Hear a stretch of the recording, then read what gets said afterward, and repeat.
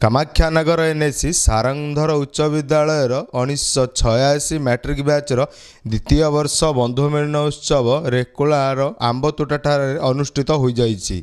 एठारे 62 जन पुरातन बंधु जोगदे सेमानक स्कूल समयर स्मृतिचारण करथिले।